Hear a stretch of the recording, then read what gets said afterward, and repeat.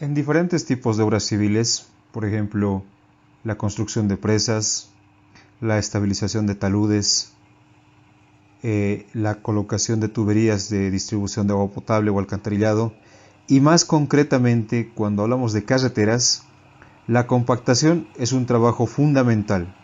En este momento nosotros estamos viendo cómo se realiza el proceso de compactación de una capa base, parte de una carretera. Entonces, este trabajo se repite una y otra vez a lo largo de todo el desarrollo de un proyecto carretero. Como ustedes pueden ver, básicamente de lo que se trata la compactación es que nosotros disponemos una determinada cantidad de agua, distribuyamos el terreno y a la vez mezclar el terreno, el suelo con el agua, y luego hacemos pasar una compactadora sobre el suelo de manera de que éste vaya obteniendo las características que nosotros queremos. Pero la pregunta que espero que ustedes se hagan cuando ven este tipo de obras es: ¿cuál es la cantidad de agua que yo tengo que colocar al suelo? Y luego, cuando pase con la compactadora, tiene que pasar una, dos, tres, ¿cuántas veces tiene que pasar la compactadora para que el terreno tenga las propiedades que yo quiero? Estas son básicamente preguntas que nosotros vamos a responder a través del ensayo de compactación, que es el que nos toca ver el día de hoy.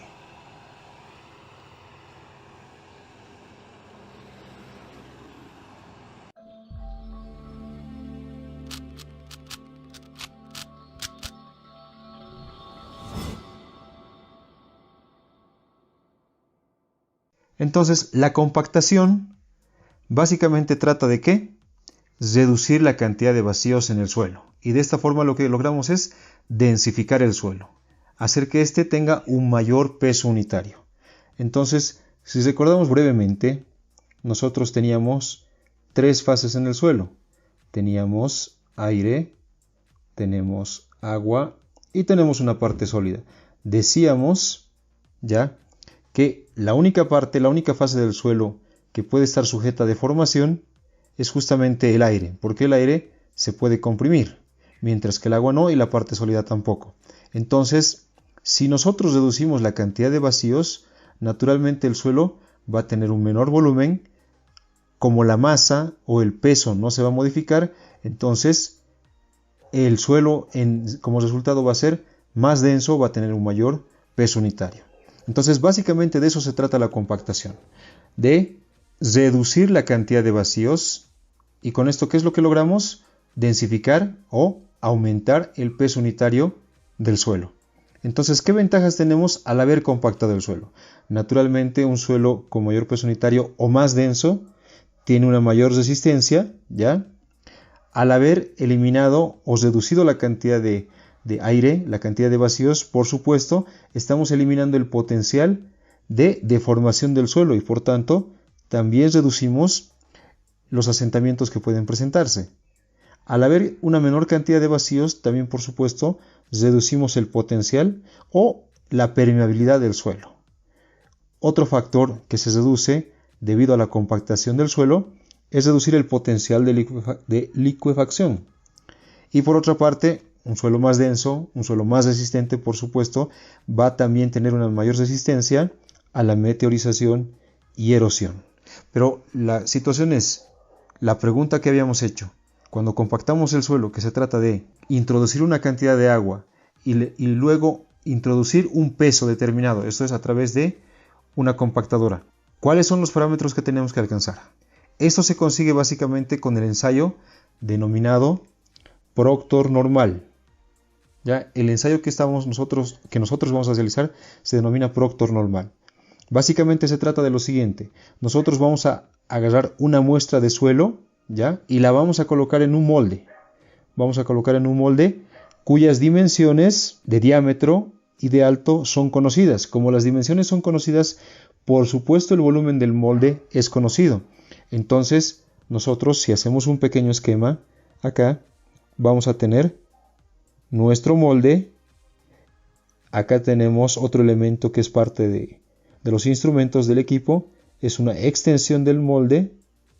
Nosotros vamos a instalar sobre el molde esta extensión y lo que vamos a hacer es colocar, como dice acá, 3 capas iguales de suelo. En este caso vamos a colocar una primera capa, ¿ya? Y con la utilización de un martillo, que es este instrumento de acá, que es una base metálica que al final tiene un peso que está estandarizado, 24.4 newtons o 2.5 kilogramos de masa. Nosotros vamos a golpear la muestra de suelo, la primera capa, con movimientos de arriba hacia abajo, un total de 25 veces, distribuyendo sobre todo el área de la capa. Una vez que terminemos esto, vamos a retirar el martillo y vamos a colocar una segunda capa. Y nuevamente vamos a colocar o vamos a darle 25 golpes, distribuyendo sobre todo el área del molde. Y finalmente una tercera capa que tiene que ir sobre el molde, más allá del molde. Es decir, tiene que estar llegando hasta el nivel de la extensión. Esa tercera capa, nuevamente 25 golpes. Al final, ¿qué es lo que hacemos? Quitamos la extensión y lo que hacemos es que tenemos nuestro molde y seguramente nuestro suelo va a sobresalir y vamos a enrazar esto. Con una base metálica lo vamos a enrazar de manera de tener el molde totalmente lleno de la muestra de suelo compactada al ras. Entonces, ¿qué es lo que estamos logrando con eso? Una muestra de suelo compactada, ¿ya? Con una determinada cantidad de agua, ¿ya? Previo a colocar estas capas, hay que mezclar con una determinada cantidad de agua. Como tenemos un volumen conocido, podemos pesar la muestra, entonces podemos determinar lo que es el peso unitario del suelo, que recuerdan la definición: peso sobre volumen. El volumen del recipiente es el volumen de la muestra de suelo y el peso es el que vamos a determinar en la balanza. Por otra parte, una pequeña parte del molde de la muestra de suelo que ha sido compactada la llevamos al horno, la secamos y con esto obtenemos el contenido de humedad, ¿ya? Esos son los dos datos que necesitamos. Luego, en un gráfico en el cual en abscisas tenemos el contenido de humedad, está acá, y en ordenadas tenemos el peso unitario seco.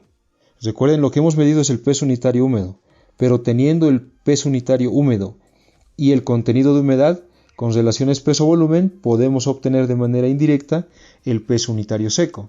Entonces realizamos este procedimiento al menos 5 veces.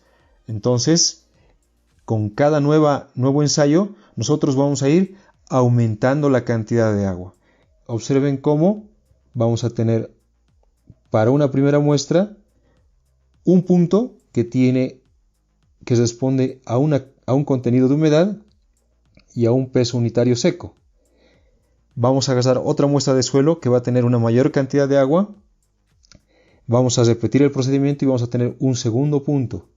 Y así sucesivamente vamos a realizar al menos 5 ensayos.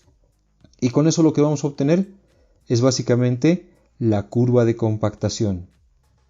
¿Ya? Ahora, hay que entender por qué esta curva tiene este comportamiento. Observen, esta curva lo que nos dice es cómo se comporta el suelo de acuerdo a la cantidad de agua que tiene. Cómo se modifica el peso unitario del suelo de acuerdo a la cantidad de agua que tiene.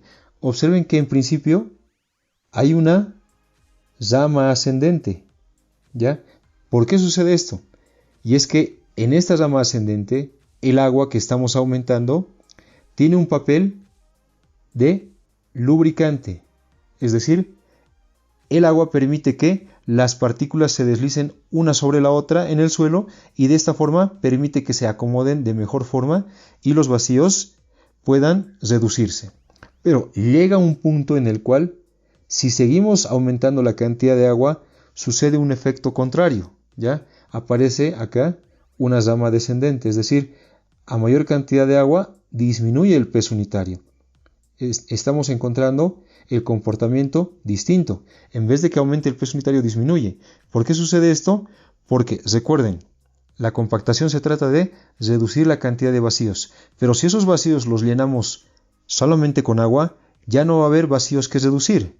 Por tanto, en vez de densificarse el suelo, este va a perder su densidad. Ahora, hemos visto ya el ensayo Proctor estándar, Proctor normal.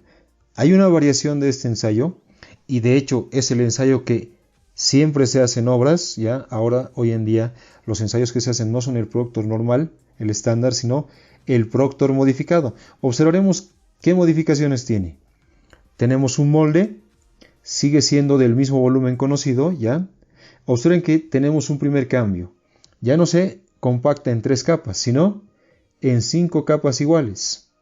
Y observen, el número de golpes sigue siendo el mismo. Para cada capa hay que darle 25 golpes. Y observen otro gran detalle, el martillo con el cual nosotros golpeamos las capas de suelo tiene un mayor peso e inclusive la altura de caída es mayor. Vamos a volver brevemente atrás. Observen nosotros que teníamos una altura de caída de un pie, 304 milímetros, una caída del martillo de un pie. Teníamos una masa determinada, un número de golpes. ¿Qué es lo que sucede? Que con todos esos datos nosotros lo que estamos haciendo es proporcionar al suelo una energía de compactación. Le vamos a denominar E. ¿Cómo obtenemos la energía total de compactación? Pues tenemos el número de golpes que hemos dado, el número de capas en las cuales estamos compactando, la masa o el peso, mejor dicho, del martillo y la altura de caída. Todo esto dividido entre el volumen de la muestra, con lo cual obtenemos la energía aplicada en el suelo por unidad de volumen. Observen, acá tenemos 591.3 kN, ¿ya? Unidades de energía por metro cúbico de muestra de suelo. ¿Qué sucede con el ensayo Proctor modificado? Si nosotros obtenemos nuevamente la energía de compactación, tenemos 25 golpes, en este caso ya son 5 capas, el peso del martillo aumenta 44,5 y la altura de caída también, el volumen no se ha modificado. Observen cómo la energía de compactación de 500 y algo ha subido a 2696 kN por metro cúbico de muestra. Lo que ha sucedido es que para el ensayo Proctor modificado, nosotros estamos induciendo una energía 4.5 veces mayor a la del Proctor normal. ¿Cuál es la razón de hacer esto? ¿Por qué le inducimos mayor energía? Pues básicamente el ensayo Proctor estándar, Proctor normal, tiene una data de unos 100 años. Hace 100 años que se va realizando este ensayo. Entonces es evidente que la maquinaria que utilizamos hoy en día para compactar ha sufrido cambios. La maquinaria de hoy, conocida como maquinaria pesada, tiene mayor eficiencia, tiene mayores dimensiones. Por tanto, el ensayo Proctor modificado lo que hace es corresponder a estos cambios que han sucedido en lo que es el uso de la maquinaria. Induce una mayor cantidad de energía al suelo porque justamente la maquinaria de hoy tiene mayor eficiencia, mayores dimensiones y mayor alcance. Esa es la razón básicamente por la que se ha definido un ensayo Proctor diferente, en este caso el Proctor modificado. E insisto, ese es el que nosotros vamos a ver en obra prácticamente siempre. Ahora, hablemos un poco de cómo se comporta, cuál es el comportamiento de esta relación que existe entre el peso unitario seco, ¿ya? Recuerden que el gráfico que nosotros obtenemos es peso unitario seco versus contenido de humedad.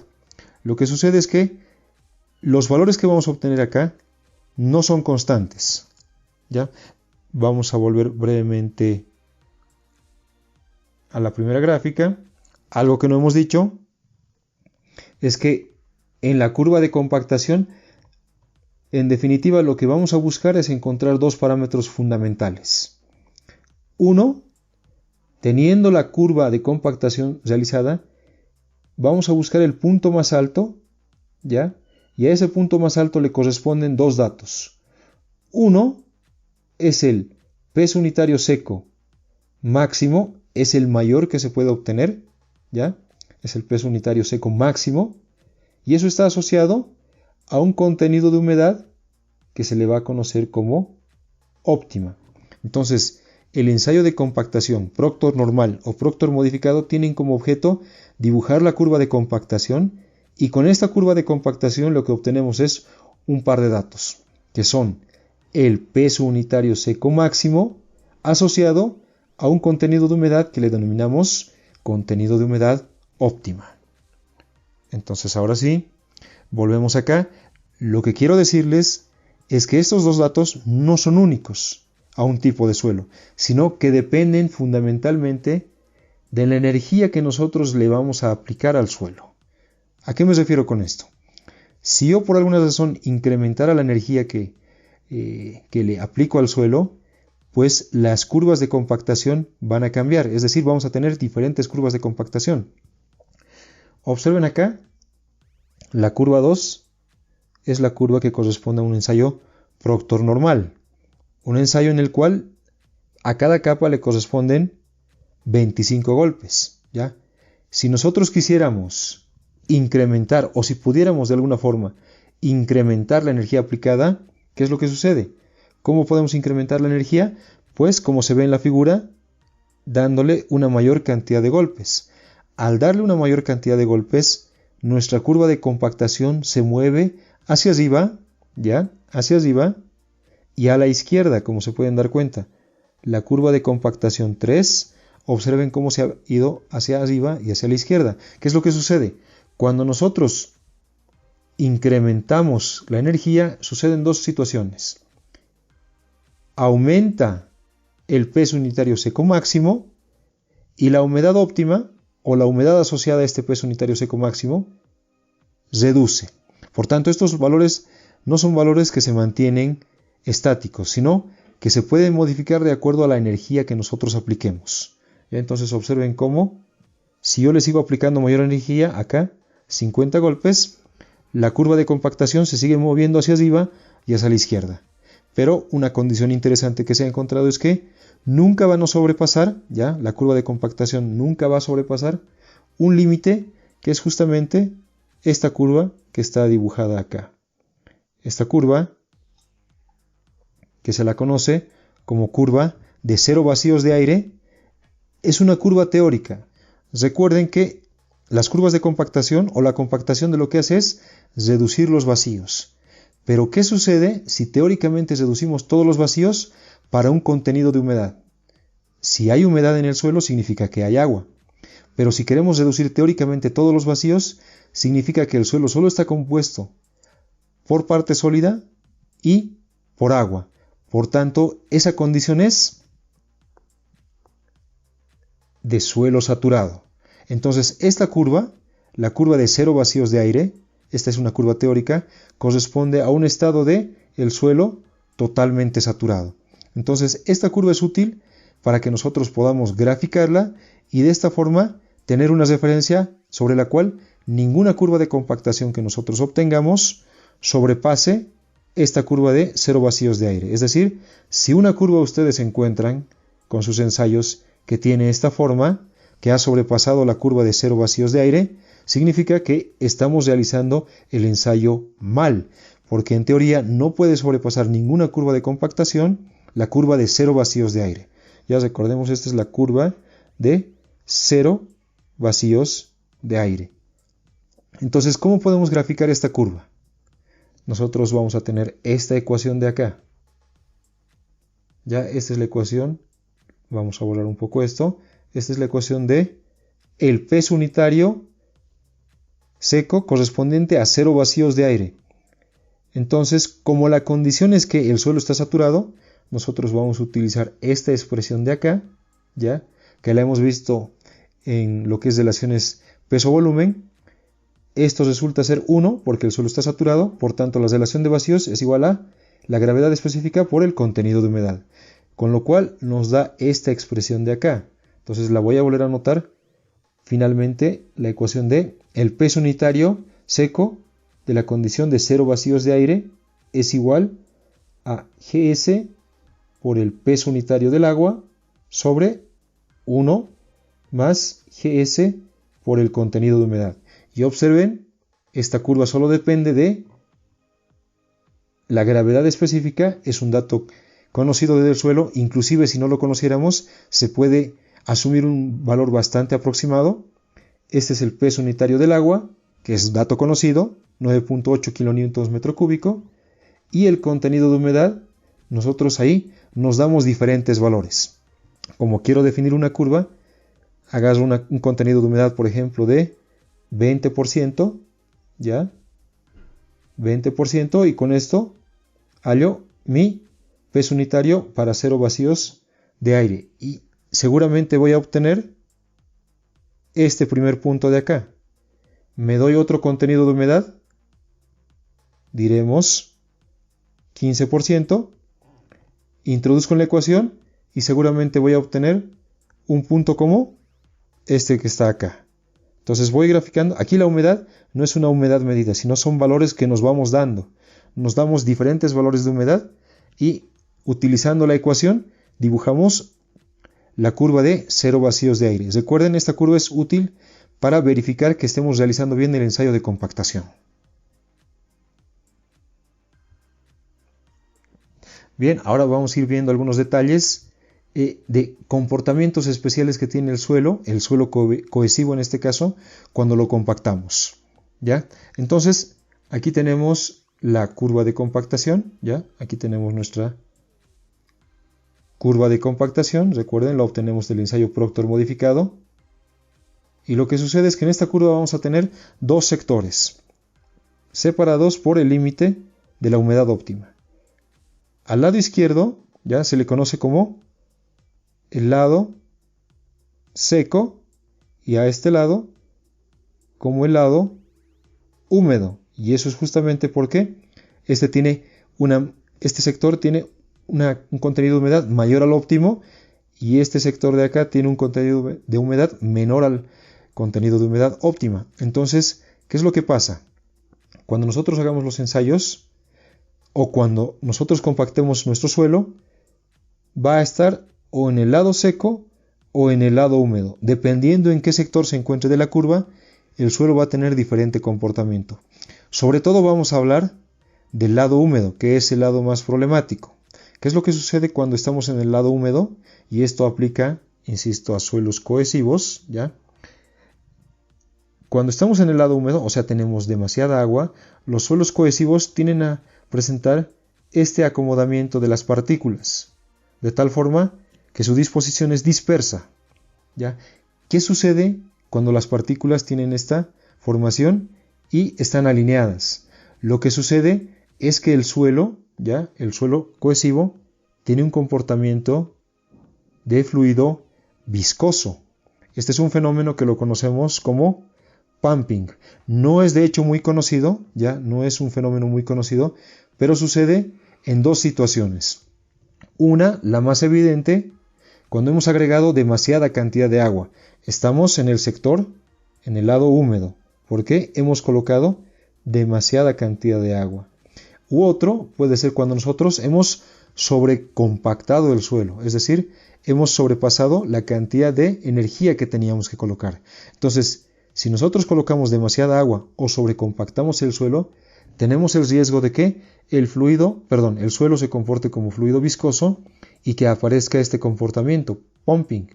Claro, esto es más fácil verlo que simplemente entender la explicación. Así es que, como este fenómeno es muy raro, a continuación les voy a mostrar un video de cómo se ha encontrado un suelo en el cual se ha procedido o se ha cometido la equivocación de haberlo sobrecompactado.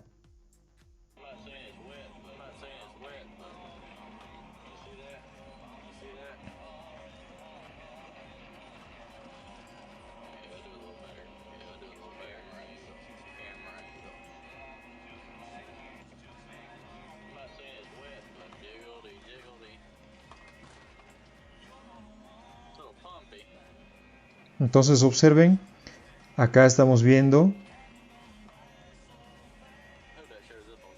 cómo este suelo, ya que ha sido sobrecompactado, al ejercer presión sobre él, tiende a devolver a su posición, ya está haciendo como un rebote, como si fuera un colchón, para dar términos sencillos, ya. Eso es el pumping. Enseguida vamos a ver una toma más cercana. Observen cómo existe este fenómeno de rebote. Ese es el pumping. Y esto sucede cuando el suelo ha sido sobrecompactado.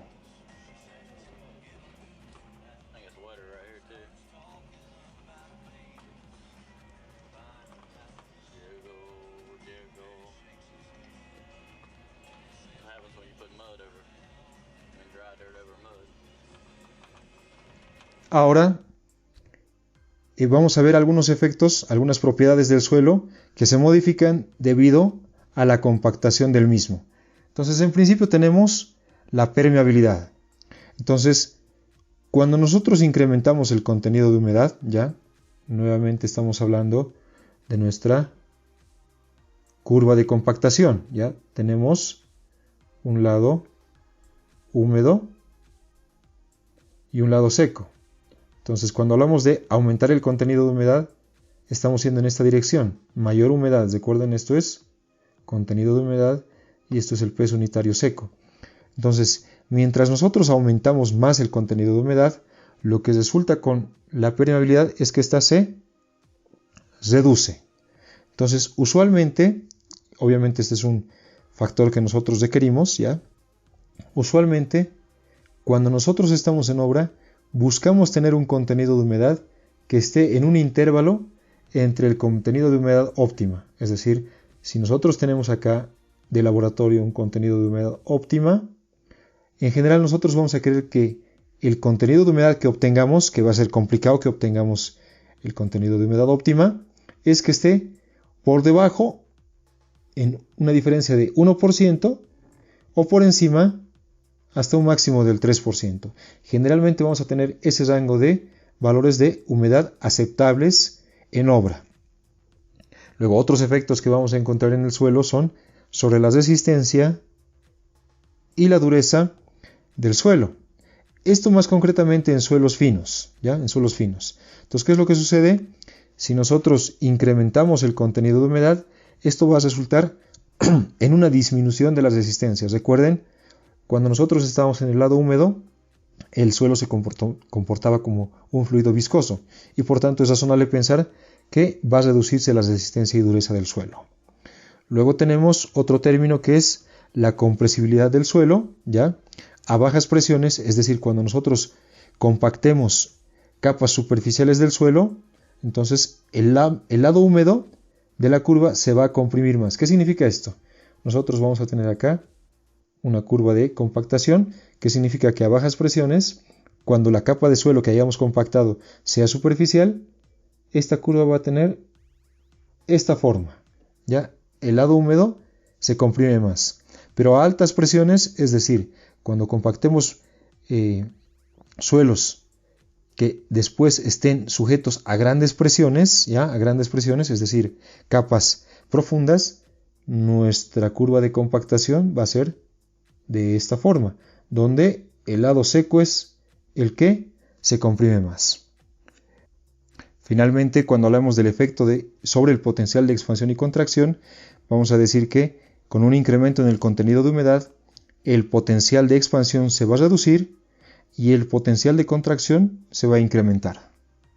Para terminar la clase, vamos a hablar un poco de los equipos de compactación.